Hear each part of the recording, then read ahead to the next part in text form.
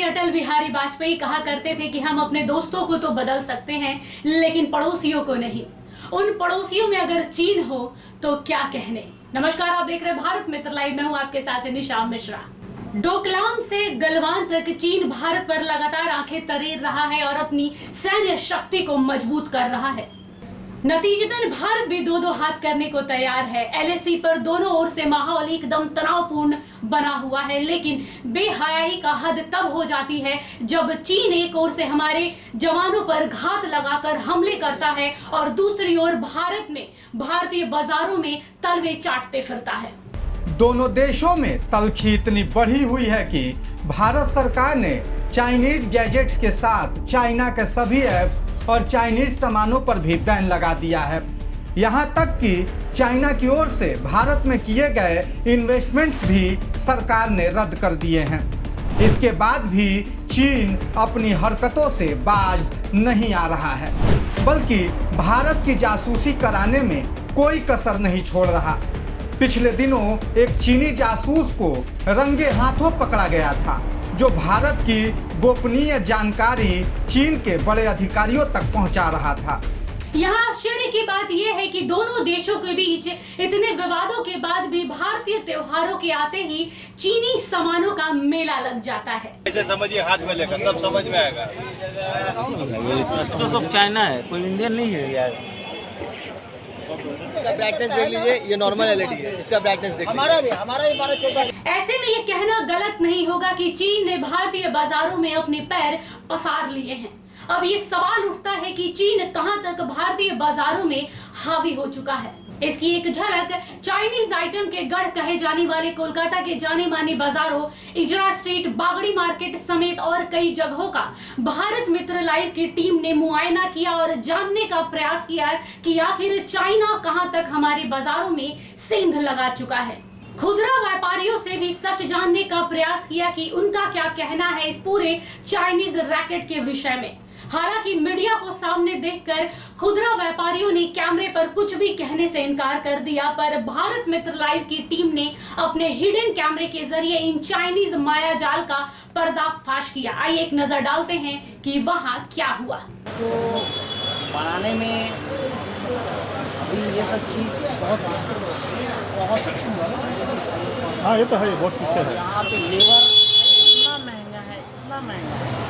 ये चीज़ हम लोग 65 रुपये में सेल करते हैं। अच्छा, मेड इन इंडिया प्रोडक्ट रहता है तो शायद 265 में सेल करते हैं।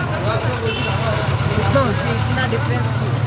अच्छा। टेक्नोलॉजी में पीछे है, मैन पावर में बहुत पीछे है। इंडिया पे एक इंसान से आप 8 घंटा काम करा तो इसको रिलैक्स। वहाँ पे एक तो फैक्ट्री 3 शिफ्ट चलता है, हर एक फैक्ट्री चाइना में। हाँ, इसीलिए जो है प्रोडक्ट 3 शिफ्ट चलता है। प्रोडक्शन था तो इसको प्रोडक्शन बहुत ज़्यादा है। चलो, दुकान कितने बजे तक खुला रहेगा? 8 बजे तक हम लोग का लास्ट। चलिए, कल खुला रहेगा ना? कल तो बृहस्पतिवार है। कल ये सब अधिकतर सामान चाइनीज ही होता है। मैक्सिमम मेरे पास जो भी प्रोडक्ट है चाइनीज है। हाँ, सस्ता है इसलिए बेच रहे हैं, महंगा सामान कौन लेगा? हाँ, हम लोग साधारण आदमी को क्या। जी बिल्कुल। चलिए, रात का 8 बजे, नहीं तो कल हम आएंगे। कल दुकान बंद नहीं रहेगा ना बृहस्पतिवार? कल नहीं सर, संडे होता है। अच्छा, ये बताइए, मैंने हम लोग जैसे कहा जा रहा है, हम जैसे कि सरकार जो है कि कर दी है तो कि मेड इन इंडिया प्रोडक्ट को आप कंट्रीब्यूट कीजिए। हाँ। मेड इन इंडिया प्रोडक्ट को कंट्रीब्यूट कैसे करेंगे? आप ऐसा प्लेटफॉर्म तैयार कीजिए तब न करेंगे। जी बिल्कुल। आप रॉ मटेरियल सस्ता मुहैया कराइए तब ना होगा मेड इन इंडिया आगे बढ़ेगा। आप कच्चा रॉ मटेरियल इतना दाम आगे भाग दे रहा है। आदमी जो खरीद के बनाए, हम देखिए खुद का पैन मैन्युफैक्चरिंग करते हैं, ये मेड इन इंडिया प्रोडक्ट है जी। पूरा बना के जब हम रास्ते पे इसको उतारते हैं तो इसका कीमत 1100 अधिक पड़ रहा है। आप इसी रेंज में आपको ब्रांडेड पंखा मिल जाएगा 1200-1300 रुपये में। तो आप ये लोकल पंखा क्यों लेंगे? क्या प्लस ब्रांडेड पंखा आपको 2 साल का गारंटी दे रहा है, वो होम सर्विस दे रही है। हम भी 2 साल का गारंटी दे रहे हैं, होम सर्विस नहीं दे रहे हैं। आपका खराब होगा, आपको गूगल यहाँ लेके आना पड़ेगा। पता नहीं सही हल्ला ही है काकि ऐसा प्लेटफॉर्म तैयार है। मेरा पंखा 500 में तैयार हो जाए तो हम 600-650 मार्केट में खोलेंगे। कंपनी यहाँ का होता है, इम्पोर्ट से बाहर से होता है। हाँ। इंडिया में ये बनेगा तो आप खरीद नहीं सकेगा और हम बेच नहीं सकेंगे। जब आप खरीदेंगे तो हम बेच कहाँ से सकेंगे? अच्छा महंगा पड़ेगा ना। महंगा पड़ेगा नहीं भैया। इंडिया में कम से माल बनेगा 500 से नहीं मिलेगा। 500 का आदमी लाइट लेंगे, आदमी सोचेगा जी ये तो है। आएंगे ना 500 का लाइट लेंगे। ये वाला हम ले जाएंगे हम 1 घंटा बाद में। टिकाऊ होगा भैया, टिकाऊ होगा? बढ़िया होता नहीं है लेकिन ज़्यादा चाइना ही कपड़ा बनाता है, सबका सब चाइना ही बनाता है। फनी सर जितना सब चाइना ही बनाता इंडिया वाला नहीं है कोई रहता तो टिकाऊ होता। है, सब चाइना ही। इंडिया वाला लेकिन टिकाऊ होता है ना, चाइनीज वाला कम दाम मिलता है लेकिन टिकाऊ नहीं होता है। सब चाइना का, इंडिया आज तक बना जल्दी बनाता ही नहीं है। अभी बोलता है इंडिया नहीं है, इंडिया में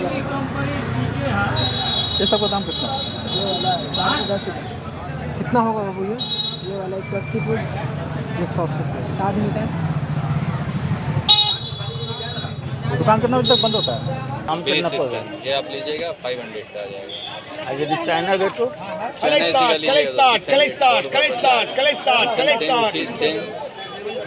इंडिया 100 रुपया का डिफरेंस। 100 रुपये। आई हेलीकॉप्टर का दाम कितना? हेलीकॉप्टर लीजिएगा फ्लाइंग वाला, ये तो चाइना ही है, इंडिया इसमें का नहीं है। जो नहीं है वो हम बोल देंगे। ये लीजिएगा आपको इसका 500 इसका भी पड़ जाएगा। ये चार्जेबल होगा, सेल इसमें कुछ डालना नहीं है। अगर रिमोट से उड़ाना है तो रिमोट में नॉर्मल 2 सेल लगेगा, हेलीकॉप्टर में कोई सेल नहीं लगेगा। हाथ से भी उड़ा सकते हैं, रिमोट से भी उड़ा सकते हैं, कहीं भी लड़ेगा टूटेगा नहीं। बॉडी हैंड ब्रेक चाहिए क्या है क्या मेरा भाई, ये बताइए तभी ना। चाइना तो अभी पूरा मार्केट में, कौन ऐसी जगह में चाइना नहीं है। इंडियन का माल का दाम मिलता है, जो चाइना मिलता है 10 रुपये में, वो इंडियन देगा 100 रुपये में। कहाँ तक खरीदिएगा? पूरा मार्केट में चाइना चल रहा है। कॉस्मेटिक में भी चाइना है। आज से है चाइना, आज से है एक समाज। चीन खुद भारत में घुसपैठ कर ही रहा है, साथ ही अपनी साजिश में पाकिस्तान को भी शामिल कर रहा है।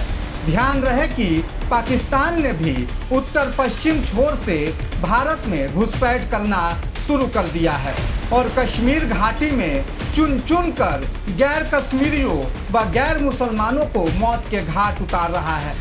यह पाकिस्तान और चीन की साझा साजिश है। यहाँ तक कि काबुल में पाकिस्तान की ताजपोशी भी चीन और पाकिस्तान के बूते ही हो सकी थी। कहा गया है कि उस मुल्क की सरहद को कोई छू नहीं सकता जिस मुल्क की सरहद की निगाहबान है आंखें। सीमा पर खड़े हमारे जवानों की आंखें लगातार चीन और पाकिस्तान की हरकतों पर टिकी रहती है ताकि हम महफूज रहें। लेकिन तमाम बंदिशों के बावजूद जो लोग दिवाली से पहले ड्रैगन के सामान भारतीय बाजारों तक पहुंचा रहे हैं, आप इन्हें क्या कहेंगे? देशभक्त या गद्दार? फैसला आप पर है। नमस्कार।